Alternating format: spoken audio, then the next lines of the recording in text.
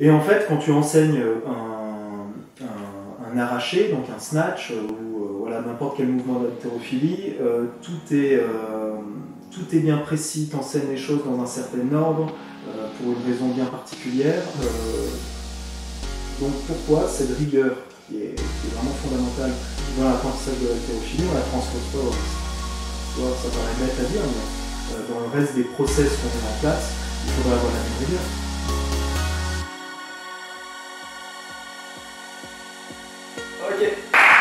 Ok, on est de retour, super, sur le petit podcast avec Marion et Nathan Pelletier.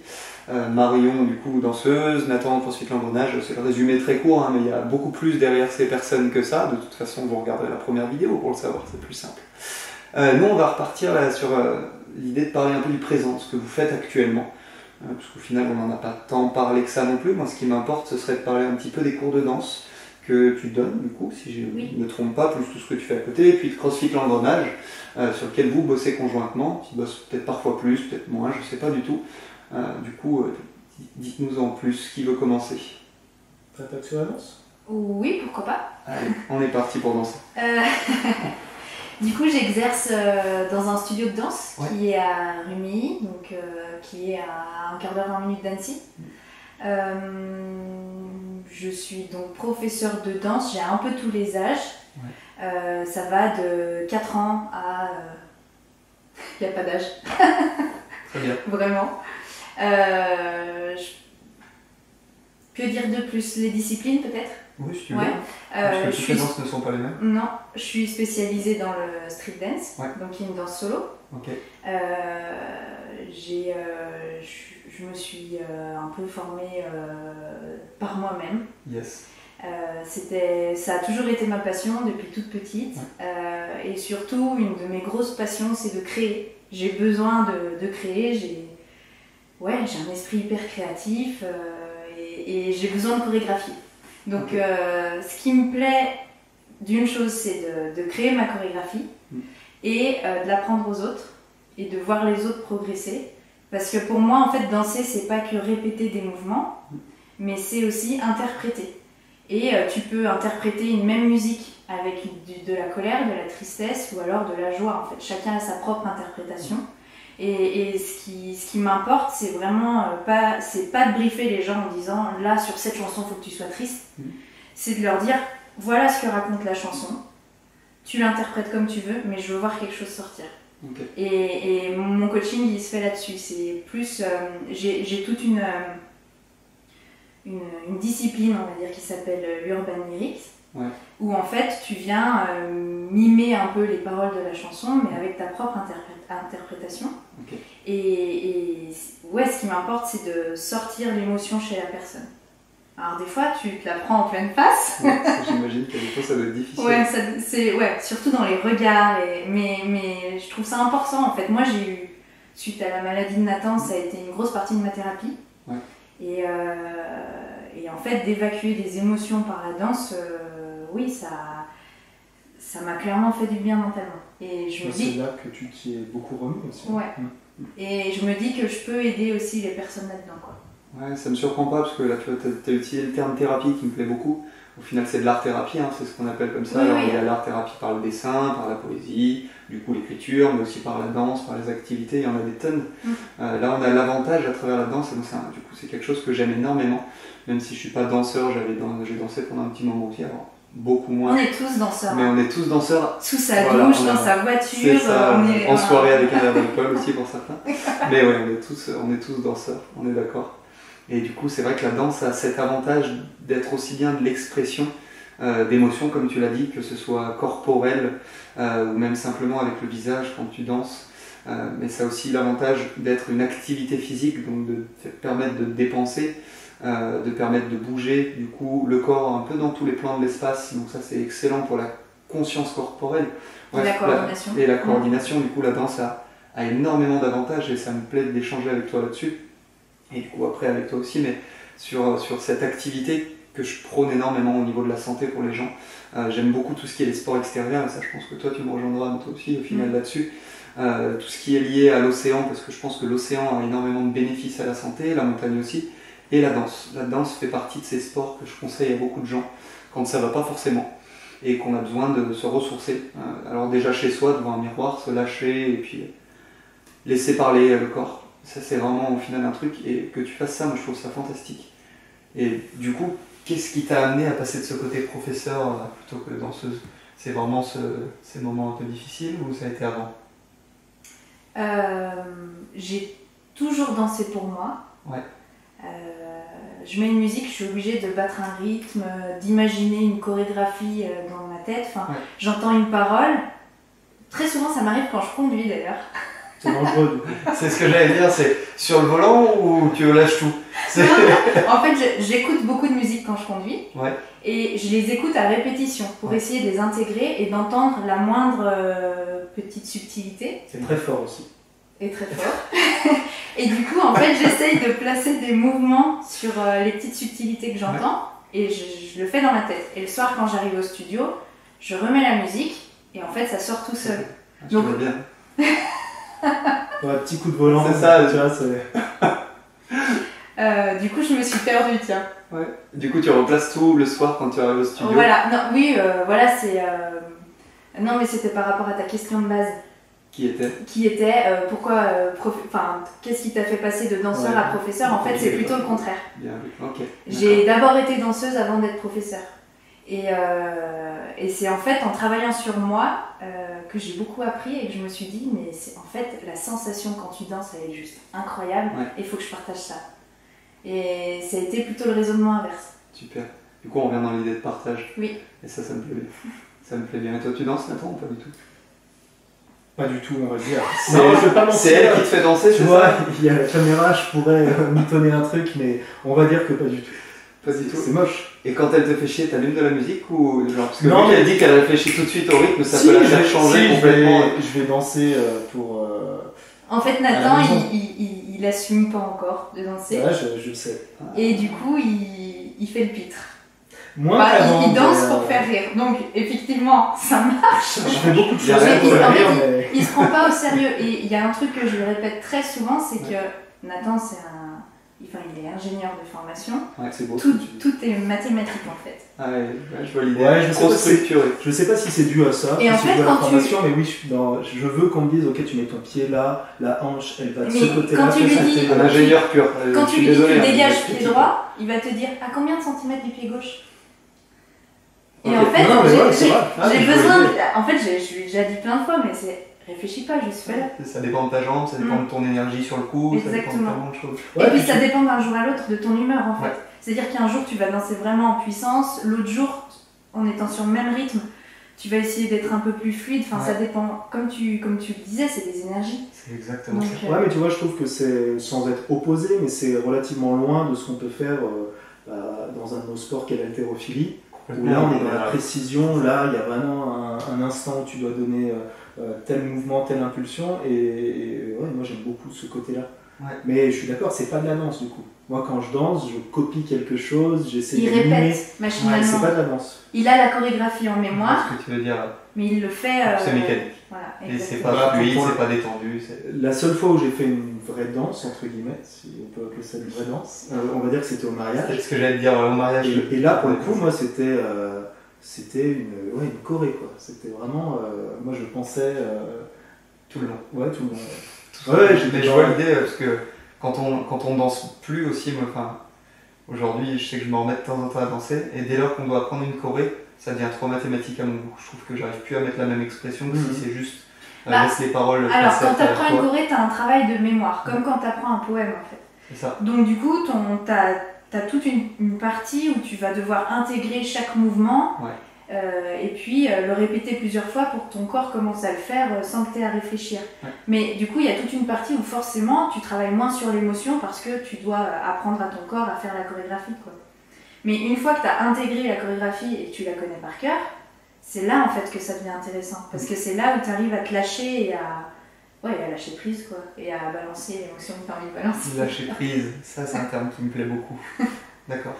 Ouais, je trouve ça génial. Bon, ça fait des bons conseils déjà. Du coup, danser, ça c'est vraiment un conseil à donner à tout le monde. Je pense que tu seras d'accord avec ça. Ah bah oui. Il y a tellement de choses qui passent à travers. Et puis même la musique. La musique, on le sait, hein, la musique c'est des émotions. quand on va pas bien, on écoute ça, mais ça nous fait aller encore moins bien ou n'importe quoi. Il y a beaucoup de gens qui fonctionnent comme ça. Et du coup, être capable de s'exprimer sur la musique, ça permet de laisser les émotions sortir au lieu de les intérioriser, je pense. Alors tu sais qu'il m'est déjà arrivé de danser sans musique. C'est génial. Ouais, et en public. En public, et on m'a informé 1 heure avant de le faire. Et une choré que tu connaissais ou c'était de l'impro total? En impro total. Génial. En fait, pour tout expliquer... c'est du contemporain, ça? Oui, plutôt. Ouais. Pour tout expliquer, on était à un gala de danse, et en fait, une personne devait se représenter sur une musique de 3 minutes. Ouais. Juste avant, il y avait un groupe qui devait danser, et c'était le même groupe qui dansait après cette personne. Donc il devait changer de costume entre temps, et on pouvait pas compresser les deux, il fallait quand même une pause entre les deux. Ouais. Et donc cette personne qui devait danser n'a pas pu danser, et donc la présidente de l'association du gala est venue me voir. Que l'on salue. Est venue me voir en me disant, voilà, il faut danser. Faut occuper le temps là. Faut occuper le temps, on n'a pas la musique. Ok. Donc elle a fait appel à moi directement, pas dispo, bon bah y aller, c'est ça. Non, du coup, j'avoue que de le faire toute seule, j'étais hyper flippée. Ouais, j'imagine. Et donc du coup, j'ai demandé à un professeur de hip-hop de me rejoindre. Ouais. Et du coup, ça a donné... on a fait en improvisation quelque chose d'assez simple qu'on appelle le jeu de la balle. En fait, on imagine qu'on a une balle et on se la passe. Okay. Et du coup, ça crée des interactions entre l'un et l'autre. Et surtout, il y a des regards constants parce qu'il faut savoir où est la balle. Et en fait, ça a imposé un respect que je pensais absolument pas. Enfin, ça m'a surprise. Je pensais pas pouvoir danser sans rien, quoi. Ouais. Et puis tu pensais que les gens allaient parler. Ouais, je pensais qu'il allait y avoir du bruit. Et en fait, dans la vidéo, on entend les mouches voler. C'est encore mieux. Incroyable. Il n'y a pas de musique, les gens ne peuvent plus parler. Sinon, ils dérangent. Et du coup, et puis, je pense que tu t'intègres encore plus à la chorégraphie quand il n'y a pas de musique au final. Parce qu'il n'y a plus que les yeux. Et là, ça devient fantastique. Du coup, ça me fait penser presque à de la capoeira dans laquelle tu n'as pas le choix. Alors, il y a la musique à côté, mais ils sont toujours à observer l'autre pour voir ce qu'il va faire. Et tu as cet échange mutuel qui se fait, qui est fantastique. Moi, j'ai fait un tout petit peu de capoeira, juste des initiations, mais j'ai trouvé ça génial comme et en fait, tout passe dans le visage. Ouais, le regard, les sourires, mais c'est juste incroyable, quoi. Ça doit être super de danser avec les masques en ce moment. On n'a pas ouvert le studio. Mais... Bon, bon, génial. Et écoute, du coup, t'as pris pas mal de temps. Moi, je voulais faire une petite vidéo à la base, mais c'est très très bien. C'est ce qu'on appelle partager dans les couples. Mais de toute façon, on va rallonger la vidéo, on s'en fout. Il y a un moment, si vous voulez écouter, si vous aimez ça. Et la deuxième partie maintenant, ce sera sur CrossFit l'engrenage, ou du moins sur vous, ce que vous faites, sur toi, ce que tu fais à l'engrenage. Qu'est-ce que tu vois dans le CrossFit? Qu'est-ce que vous avez comme action actuelle? On parlait dans la première vidéo de communauté, de tout ça. Ouais. Qu'est-ce que tu mets en place littéralement et que tu trouves important dans les salles de CrossFit? Si tu parles à d'autres coachs ou honneurs aussi peut-être, on ne sait jamais. Qu'est-ce que je trouve important dans les salles de CrossFit? Alors bien sûr c'est le coaching, c'est ce qu'on vend avant tout, on ne vend pas des machines, il y en a assez peu, donc c'est vraiment l'idée du coaching. Ça me fait penser à quelque chose d'important, c'est souvent assez mis de côté pour moi dans le CrossFit, alors que c'est la base de notre métier. On est dans le coaching et pourtant énormément de gens bossent dans ce milieu pour ouvrir les salles ou coacher parce qu'ils adorent s'entraîner. C'est un problème. Ça. Voilà. Ça reste un métier. Et c'est avant tout un métier, c'est pas un loisir, tu peux t'entraîner à côté, ok, pas de problème, et c'est très bien, ça t'apporte aussi des billes pour expliquer tel mouvement, parce que toi tu sais le faire, ou tu sais t'économiser sur tel ou tel mouvement, donc bien sûr que ça apporte plein de choses de pratiquer, mais c'est pas pour ça que tu recrutes quelqu'un, c'est pas pour ça que... Et en effet, tu peux adorer t'entraîner et être un très bon coach, mais tu ne deviens pas coach parce que tu adores t'entraîner. Tu es d'abord coach et tu adores t'entraîner aussi à côté. C'est deux choses séparées et du coup il faut être capable d'en faire la division. Quand tu coaches, tu n'es pas là pour t'entraîner, tu es vraiment là pour les gens. C'est ton milieu professionnel en fait. C'est ça. Et voilà, et c'est un vrai problème je trouve dans ce métier. On se rejoint là-dessus souvent quand on discute. Ouais, tout à fait. Donc ça c'est important, ce côté qui doit rester très pro dans tout en fait. Tu vois, on est dans une discipline, donc le CrossFit, où en partie on fait de l'haltérophilie, qui est quelque chose de très technique, très intéressant pour ça, et qui plaît beaucoup pour ça, pour son côté technique. Et en fait, quand tu enseignes un arraché, donc un snatch, ou voilà, n'importe quel mouvement d'haltérophilie, tout est bien précis, tu enseignes les choses dans un certain ordre, pour une raison bien particulière. Donc pourquoi cette rigueur qui est vraiment fondamentale dans l'apprentissage de l'haltérophilie, on ne la transpose pas au reste? Tu vois, ça paraît bête à dire, mais dans le reste des process qu'on met en place, il faudra avoir la même rigueur. Quand tu renseignes quelqu'un qui vient prendre des renseignements, quand tu vends un abonnement, souvent on oublie un peu ce genre de process très protocolaire, alors que c'est ce qui fonctionne, mais c'est pas... Et c'est important d'y penser, ce côté très pro surtout. Ouais. C'est pour ça qu'on les met en place. En effet, ces process sont primordiaux. Ils nous permettent aussi un gain de temps, ils nous permettent une structure, etc. Alors je pense qu'il faut, c'est mon avis aussi, il faut à nouveau trouver l'équilibre entre être protocolaire et être capable de t'adapter à la personne, à la situation dans laquelle tu es, etc. Il y a toujours cette idée d'équilibre au niveau de tout ça. Mais en effet, beaucoup de coachs, par exemple, seront très bons à coacher l'haltéro parce qu'ils en sont passionnés. Mais dès lors qu'il faut répondre à quelqu'un qui vient poser des questions pour devenir peut-être un futur adhérent ou une future adhérente à la salle, vont avoir tendance à zapper ou à regarder leur téléphone en même temps qu'ils répondent, et pareil en donnant des cours ou autre parce que c'est une partie qu'ils n'aiment pas, le cardio ou je ne sais quoi. Voilà. Et au final, là, il y a un gros problème, c'est-à-dire qu'il n'y a pas de choix à faire, c'est quand on coach et on met la même rigueur dans l'haltéro comme dans le cardio, comme dans la gymnastique. Et même sur un rameur, pour moi, alors ça c'est vraiment, je vais peut-être trop loin, mais je pense qu'il y a un risque de blessure qui est tout aussi grave ou important sur le rameur, parce qu'en répétant un mauvais geste, on le répète un nombre de fois incalculable, et du coup c'est les moments où les disques sont mis en danger, où les genoux sont mis en danger, etc. Alors il y a moins de pression, mais l'usure se fait aussi d'une façon différente, on crée de mauvais patterns. Mais c'est vrai que les gens se posent moins de questions sur une machine comme un rameur, où là, on peut en faire à tout âge et à n'importe quelle intensité, ça pose de problème à personne. Mais dès qu'il y a une barre ou quelque chose, là, c'est considéré comme dangereux. Parfois, souvent à juste titre, mais je veux dire, quand tu lis sur le coup, vous se blesser surtout. C'est ça.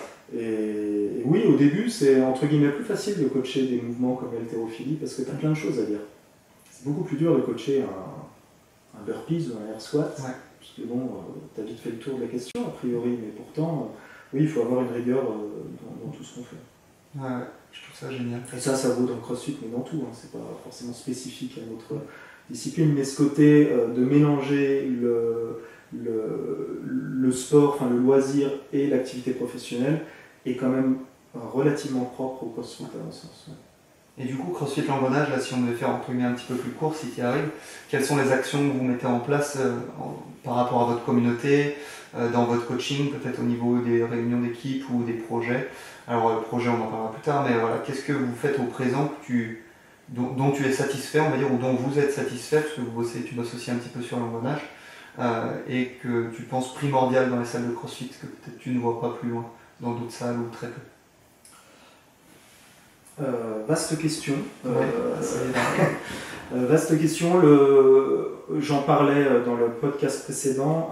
C'était cette idée d'ambiance qui est primordiale, qu'on essaye vraiment de mettre en avant. Du coup, l'événement, j'imagine. Voilà. Alors là, on va pas se mentir, avec le confinement, avec tout ça, il y a eu forcément beaucoup moins de choses que prévu pour ce qui est des soirées, des événements, etc.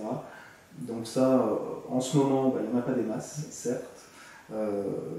Mais oui, c'est quelque chose qu'on aimerait reprendre quand même rapidement, parce que ça fait partie de cet esprit communautaire, entre guillemets, de l'idée, comme tu disais, c'était que les gens se sentent comme à la maison, que ce soit un peu une deuxième famille en quelque sorte. Donc c'est important de créer des choses en plus du sport. Là, typiquement, on a tiré une leçon plutôt positive des adaptations qu'on a faites pour les règles sanitaires avec le Covid. C'est-à-dire qu'on a réduit la longueur de nos cours pour garder 10 minutes, un quart d'heure de transition entre les cours. Ça permet à la majorité des gens de sortir, et puis du coup, il y a moins de bouchons, il y a moins de personnes au même moment, au même endroit. Et la désinfection. Voilà. Et en fait, on se rend compte qu'il y a beaucoup de positifs là-dessus, parce que, alors ça demande un peu plus de temps et du coup forcément d'investissement, parce qu'on met en place au préalable tout le matériel sur chaque zone de travail, parce qu'on a fait des zones par personne. Mais du coup, en fait, les 10 minutes qu'on a enlevées sur chaque séance, et ben, on les perd pas tant que ça. Là, on fait à peu de choses près, à 5 minutes près, on fait le même volume de travail que ce qu'on faisait dans la programmation précédente. Simplement, il y a moins de manutention, il y a moins de temps perdu pour se placer, pour dire toi tu te mets là, etc. Et ça, pour le coup, c'est quelque chose de positif et ça fait partie d'un process assez neuf qu'on vient de mettre en place et qu'on va garder. Et en fait, c'est agréable pour les gens, ils ont plus de temps aussi à la fin pour discuter, que ce soit avec le coach ou avec d'autres adhérents. Et voilà, ça c'est une bonne chose. Ça c'est super, mais c'est un truc dont on discutait aussi l'autre jour et moi que je pense primordial entre guillemets, qui est vieux, hein, c'est pas un truc qu'on invente ou autre, mais dès lors que tu prépares ton cours correctement, c'est-à-dire que tu as prévu de quelle façon il va se dérouler, à peu près quel temps tu veux donner au warm-up, quel temps tu veux donner à ci et ça, dans quelle direction se déplaceront les gens pour aller chercher le matériel, voire même si tu peux, dès lors que tu prévois des zones, que tu prépares du matériel, etc., chose que vous maintenez maintenant, et ben on gagne un temps fou, et au final tu peux repasser à des cours de 50 minutes, tout en donnant la même qualité, en donnant le même volume, comme tu l'as dit, de travail, mais tu n'as juste pas perdu ton temps, chose qu'on sait très bien faire, perdre du temps. On est très doué pour ça, pour procrastiner, etc. Donc c'est vraiment positif et je pense que c'est quelque chose que beaucoup de salles devraient appliquer et puis beaucoup de coachs mettre en place du matériel un petit peu en avance. Les adhérents vont adorer, ça va vous permettre de structurer plus facilement votre cours, et puis c'est pas un mal d'avoir du temps libre entre guillemets, parce que on peut toujours rajouter des choses, des conseils plus individualisés, un retour au calme plus important qui est trop souvent oublié à mon goût, mais bon, ça c'est autre chose. Mais ouais, super. Et si je donnais une dernière question, parce qu'après la vidéo va être quand même un petit peu longue, au niveau du CrossFit lui-même, est-ce que au niveau de la pratique en tant qu'adhérent, est-ce que tu aurais ou est-ce que vous auriez un ou deux conseils vraiment pratiques pour les adhérents en général, des choses que vous voyez et qu'il ne faut peut-être pas faire, ou à l'inverse, des choses que vous avez observées chez vos adhérents ou vous-même fait, pratiqué et que vous conseilleriez aux gens, que ce soit dans la gestion de la récup ou dans la pratique elle-même, voilà, des conseils qui vous reviendraient. Alors moi j'ai quelque chose du coup qui me vient à l'esprit, c'est les préjugés et le jugement. Ouais. C'est quelque chose que j'évite de faire parce que c'est quelque chose que je déteste. Alors bien sûr je suis humaine, hein. Donc ça m'arrive comme tout le monde. T'as épousé une humaine, c'est bon. mais en fait, tu vois, quand j'entends, en fait ça me fait de la peine quand j'entends des gens qui disent je vais pas venir au CrossFit parce que je suis nulle. Ouais.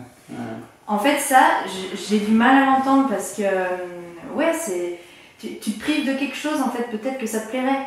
Viens essayer. Qu'est-ce qui t'empêche d'essayer, quoi. Ouais.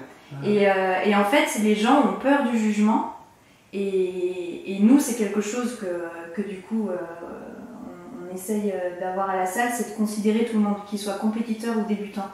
Et du coup, quand tu viens à la salle, tu sais que tu vas être considéré, tout le monde connaît ton prénom, tout le monde te dit bonjour, tu es autant coaché, corrigé que quelqu'un qui fait de la compétition. Et pour moi, ça, c'est primordial, quoi. Super. Je vais rebondir rapidement là-dessus, d'ailleurs. Ça reste un avis aussi personnel, mais en général, une chose très simple qu'on voit souvent dans les salles de CrossFit et qui en soi, moi, ne me dérange pas, mais que j'ai dérangé ou gêné et autres, c'est les gens qui enlèvent leur t-shirt. Je parle des gars super musclés ou n'importe quoi, hein. C'est bête, mais plus il y aura un grand nombre de personnes entre guillemets musclées qui vont enlever leur t-shirt dans la salle, moins tous ceux qui n'osent déjà pas venir à la base vont oser venir. Donc ça ne veut pas dire qu'en été, quand il fait 38 degrés, on ne peut pas enlever son t-shirt, pareil pour les femmes, il y a la brassière et tout ça, mais en général, essayez de ne pas tout le temps enlever votre t-shirt. Je suis d'accord que c'est un peu lié au CrossFit, mais malheureusement, si vous pensez à l'autre, du coup, faites attention à ce comportement qui a tendance à bloquer un petit peu les autres. Et puis un autre jugement, donc, au final, je continue un peu là-dessus, arrêtez de regarder les WOD des autres en disant mais lui il a fait moins de reps ou il n'a pas fini, tout ça, on s'en fout, on est là pour soi, entre guillemets. On va partager, hein, mais ça reste que mon avis, il y a un moment où faites votre propre performance, l'autre fera la sienne et puis c'est tout. Tout à fait. Ça me fait penser à ce que tu dis par rapport au t-shirt, à ce genre de choses. Ouais. C'est vrai que tant qu'on restera dans ce côté old school qui est quand même le démarrage du CrossFit, c'était quand même, il fallait se démarquer du fitness traditionnel comme il se pratiquait à l'époque. Du coup, plutôt que de faire des salles aseptisées avec la clim, avec telle ou telle machine, Et ben, on a essayé d'aller à l'encontre de tout ça. Alors ça pouvait être très positif, mais il ne faut pas être dans le cliché tout le monde torse nu, on soulève des pneus, on met du hard metal et puis on crève de chaud parce qu'il n'y a pas de clim, on est dans un hangar. Enfin, ça peut être très cool et ça peut plaire à plein de monde, mais il faut bien se dire que ça déplaît à beaucoup plus de monde. Donc il faut quand même faire attention à ça. Tu peux faire de la haute intensité, tu peux tout donner sur une séance et être quand même dans un confort un peu... On est d'accord, le confort est primordial. C'est ça. Trop de salles qui font. Alors il y a les coûts financiers, je suis d'accord, hein, mais il y a des salles qui laissent leur matériel gelé en hiver aussi, enfin des choses comme ça. Enfin, autre sujet. On s'arrête là, ça me dérange pas, parce que là je pense qu'on est plus vers la demi-heure qu'au soir. J'espère que les gens seront contents de regarder des parties. Au pire, divisez-le en deux et écoutez la partie déjà sur la danse, et puis ensuite la partie sur le crossfit une prochaine fois ou sur un autre trajet. On se pose, mais on va peut-être en faire une autre, et puis on verra pour la suite. C'est tout bon ? Très bien. A bientôt tout le monde, et puis n'oubliez pas, pensez futur, vivez présent. Salut. Salut.